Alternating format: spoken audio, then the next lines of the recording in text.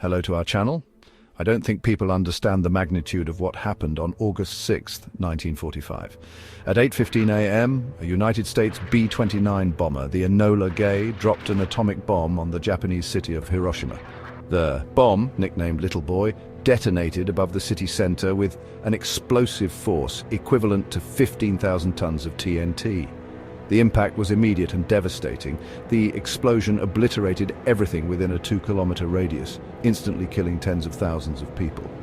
The blast generated intense heat, estimated to have reached 5,500 degrees Celsius or 9,932 degrees Fahrenheit at its hypocenter.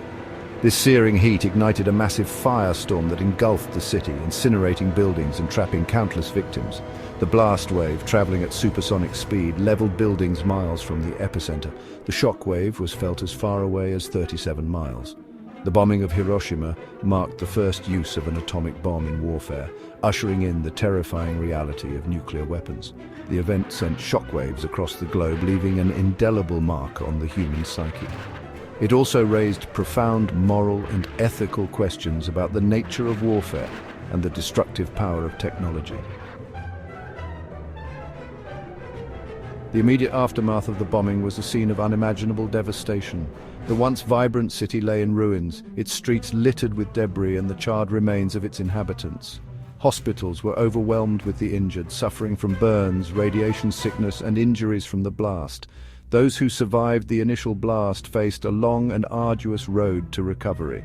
The long-term effects of the bombing were equally profound. Thousands of survivors, known as hibakusha, suffered from radiation-related illnesses, including cancer and leukemia. The bomb's radiation had long-lasting genetic effects, leading to birth defects and other health problems in subsequent generations. The bombing also had a devastating impact on the city's infrastructure, economy, and social fabric. Beyond the physical and environmental damage, the psychological trauma of the bombing cast a long shadow over Hiroshima. Survivors struggled with the memories of that day, haunted by the loss of loved ones and the sheer scale of the destruction. The bombing left an indelible mark on the collective psyche of the city, shaping its identity and its commitment to peace. The hibakusha, the survivors of the atomic bombings of Hiroshima and Nagasaki, are living witnesses to the horrors of nuclear war. Their stories are harrowing testaments to the devastating impact of these weapons on human life and the environment. Many hibakusha have dedicated their lives to sharing their experiences, hoping to prevent such atrocities from ever happening again. One such survivor is Toshiyuki Mimaki, who was just 3 years old when the bomb detonated over Hiroshima.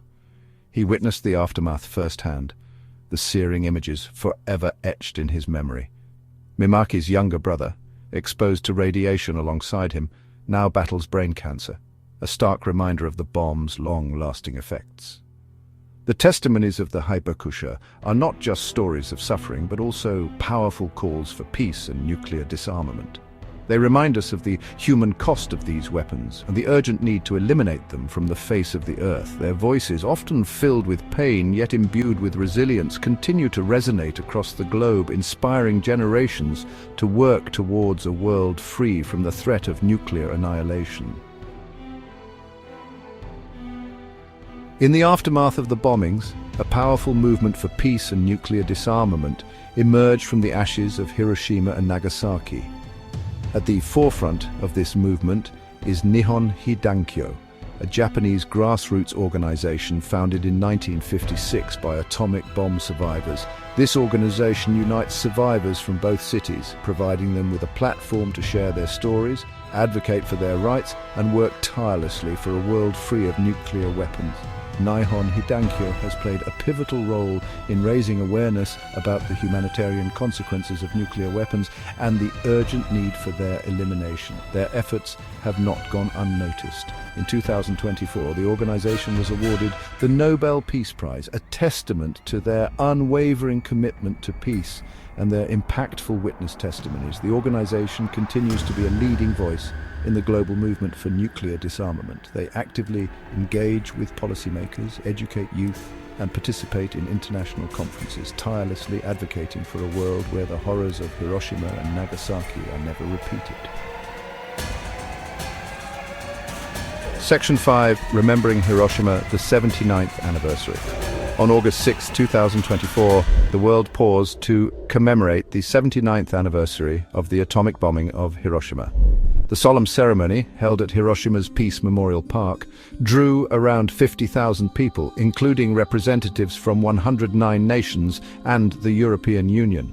Hiroshima Mayor Kazumi Matsui delivered a powerful speech urging a shift from nuclear deterrence to a world free of nuclear weapons.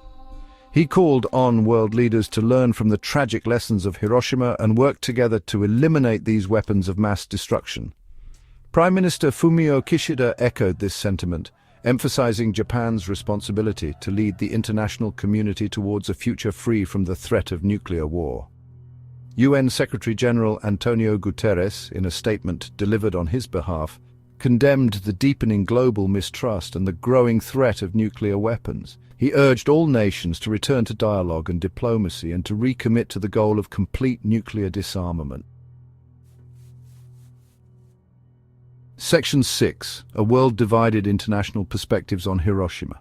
While the anniversary of the Hiroshima bombing serves as a global reminder of the horrors of nuclear war, it also highlights the complexities and challenges of achieving lasting peace and security in a world still grappling with nuclear proliferation.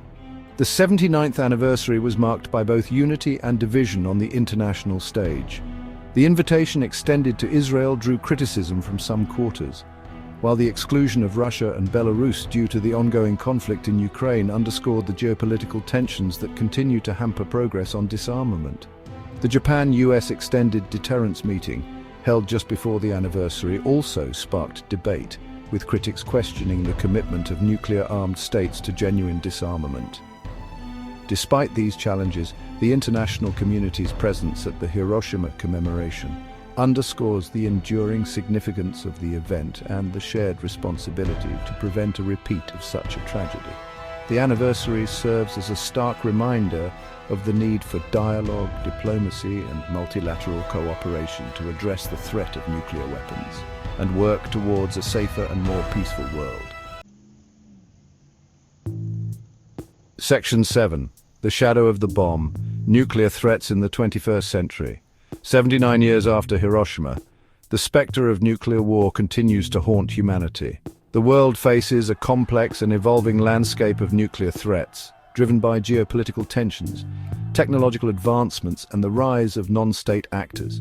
The situations in Ukraine and Gaza, where the potential use of nuclear weapons has been openly discussed, serve as stark reminders of the fragility of peace and the ever-present danger posed by these weapons.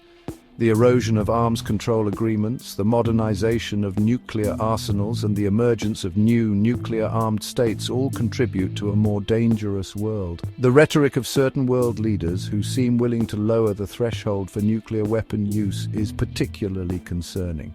The international community must remain vigilant and work collectively to address these threats and prevent a catastrophic nuclear conflict. Section 8. Towards a nuclear-free future, the urgency of disarmament. The horrors of Hiroshima and Nagasaki serve as a stark reminder of the devastating consequences of nuclear war. Eliminating these weapons is not just a moral imperative, but also an essential condition for the survival of humanity. Achieving a world free of nuclear weapons requires a multifaceted approach that addresses both the supply of and demand for these weapons. This includes strengthening international legal frameworks, such as the Treaty on the Prohibition of Nuclear Weapons, promoting disarmament diplomacy, and fostering a culture of peace and dialogue. It also requires addressing the underlying causes of conflict, promoting respect for international law, and building a more just and equitable world order. Section 9. A call to action, honoring the past, shaping the future. 79 years after Hiroshima, the call to action remains as urgent as ever. We must honor the memory of the victims by working tirelessly to ensure that such horrors are never repeated. Every individual has a role to play in the pursuit of a nuclear-free world. We can educate ourselves and others about the consequences of nuclear war, support organizations working for disarmament, and urge our leaders to prioritize diplomacy and dialogue over military solutions. Visiting the Hiroshima Atomic Bomb Museum and listening to the testimonies of the Hibakusha can be a transformative experience, fostering empathy, understanding, and a renewed commitment to peace. The path to a nuclear-free world is long and challenging, but it is a journey we must undertake together. Let us draw inspiration from the resilience of the Hibakusha, the unwavering commitment of organizations like Nihon Hidankyo, and the shared aspiration for a world free from the threat of nuclear annihilation. By working together, we can create a future where Hiroshima and Nagasaki serve not as warnings, but as reminders of our collective responsibility to choose peace over destruction. Subscribe to our channel for more stories that inspire change and promote peace.